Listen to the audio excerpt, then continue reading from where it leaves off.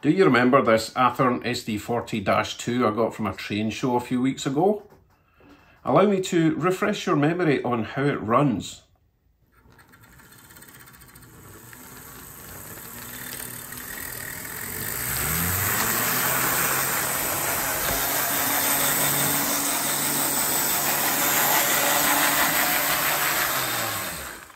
Well, a couple of days ago, I spent half a day trying to repair this and I failed.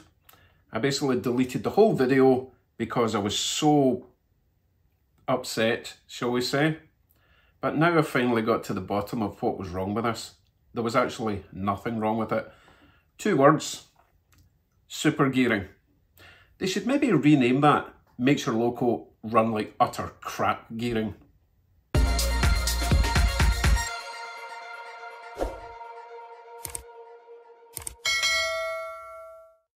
Hello YouTubes. So I'm still relatively new to the hobby and I'd never heard of super gearing.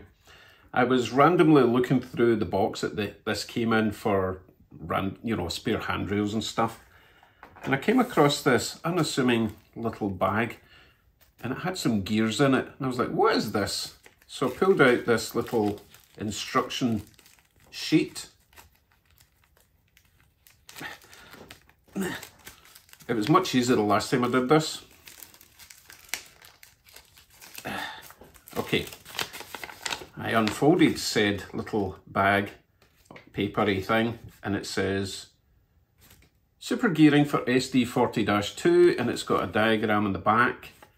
And I was like, what is going on? Because I had spent so much time trying to fix this, replacing axle gears and the likes, and there just didn't appear to be anything wrong.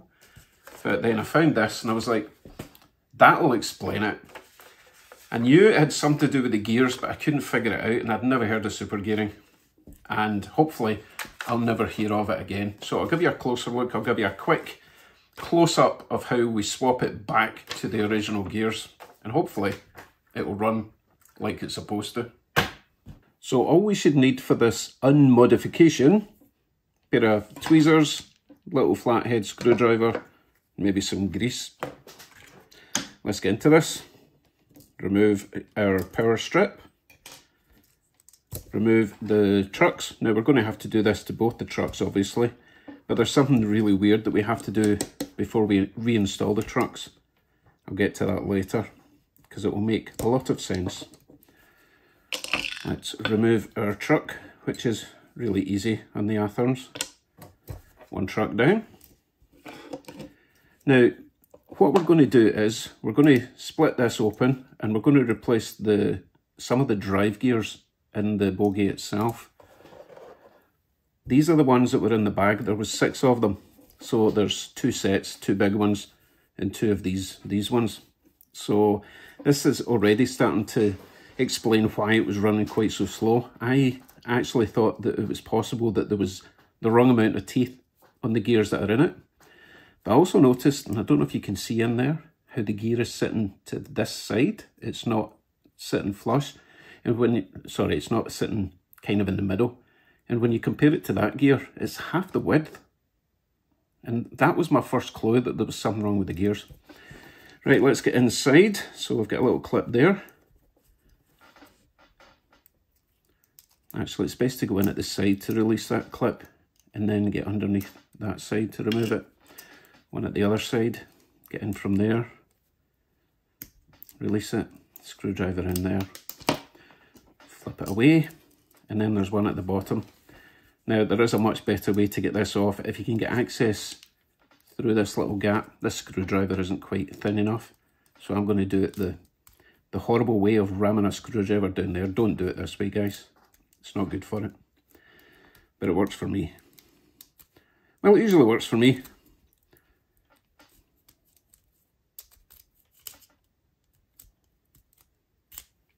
This is just doing it to annoy me now. I usually can get these off really quickly. Obviously, if this bracket is old and crispy, then you really don't want to do it that way. So that means that these 2 parts will come apart. Pop the wheels off for now. And I checked all these axle gears and I even replaced one in the other one. and that reveals our gears. So this is where it gets interesting, because I'm thinking, well, how is that going to work? Because if I, well, that was magic. So if I remove that gear and try and put that one on instead, it's not going to work. But then, of course, I looked at the instructions, which I'd normally never do. And basically there's a little gear plate down here. So we need to remove, obviously, the one I've just taken out, this one here. And then you have to remove this one and this one. And then down here, there's two tiny little gears. Now, we're going from 5 gears to 3 gears, which means you're going to be reversing how the wheels turn in relation to the main gear, this one here. So what you have to do is, once you've completed this and completed the other truck, you basically swap them front to back, or your loco is going to run in reverse. So we'll take out the other 2 tiny gears. And then I was like, okay, what now? This has got a little plate that you just lever up. I was worried it might be glued in, but it's not. It's just held in with gravity and friction. So remove that. So that little plate and those 5 gears are half of a set. You obviously need the same again for the other truck. So they can go back in a little bag. I doubt I'll ever use this super gearing thing in the future. And all we have to do now is pop in our normal gears. One in there. One in there, and the big one in there, and it all fits lovely. Okay, add some fresh grease, not a huge amount because I already had this whole thing apart and it's all been fresh greased, but I've obviously rubbed a wee bit off by this point. Oh, excuse the sniffles. And that's actually ready to go back together. So pops in there, because these are the original gears that were removed from this truck before whoever it was modified it, upgraded it, whatever quotes you would like to use. So we can put the wheels back in. And I've cleaned and loaded all of these, so this shouldn't take a moment.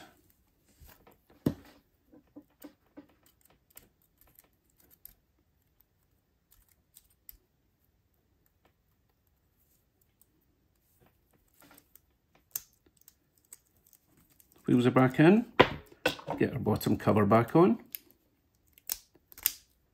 clippity clip, clip on that side, and a clip on that side. And that's all there is to it. We could reinstall that, except we can't because we have to do the same to the front, and then put the front in the back and the back in the front. Let me do that. I'll see you in a sec. So I've now replaced both sets of gears, swapped the trucks about, so this one can go in here now. Which way round? That way. Get our little worm gear back in. Pop you in your home.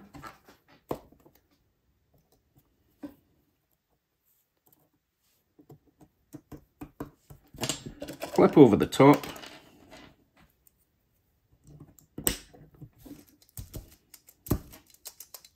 Power bar back on.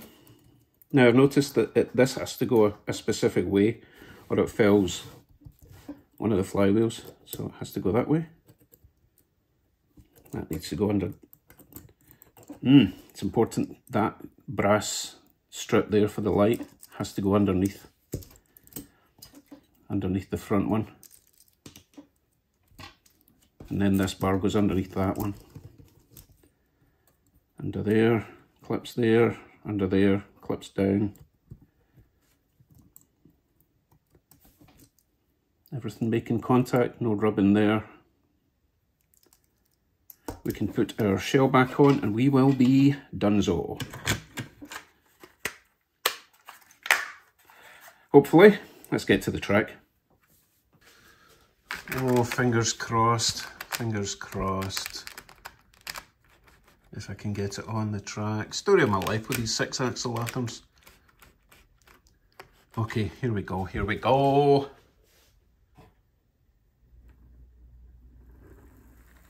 So far so good. We are at quarter power, and it's already gone faster than it was on full power before. Take it up to half power. So we're at half power, and that's a more realistic speed. Well, that would be more like top speed for a diesel freight locomotive, right? So thank goodness. And the reason I was really gutted with this is I specifically bought this one partly because I love the look of it and I like the SD40-2s, but I really wanted to put a decoder in it. And obviously the way it was running, it basically got shelved for the best part of 2 weeks because I was so upset with it. But now we're back to running like a normal locomotive. I know it's an Athearn, it's a wee bit noisy, but I can live with that. Might even put a sound chip in this one. So that is running like an absolute top, and it's not falling off my track, so I think I've got all my wheel spacing correct. And I think it will still creep. I really don't think it needed those super gears.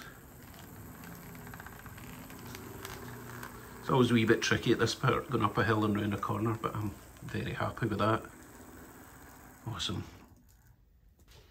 Now, I do need to give a special shout out to one of my subscribers who called it on day one that it was something called Ernst gears, and I didn't have a clue what you were talking about. Anyway, Ian Farrell, you were right. I was oblivious, but now it's running right. And now I've got a spare set of super gearing if anyone needs it, because I don't think I'll ever be using it. Anyway, thanks Ian. Sorry I didn't listen to you. I did, but I didn't know what you were talking about. Now I do. Every day is a school day. Thank you very much, everyone. Back to normal running very soon. That one really, really annoyed me. I hate being defeated like that, but victory at last. See you all soon. Way to play with my Union Pacific SD40-2.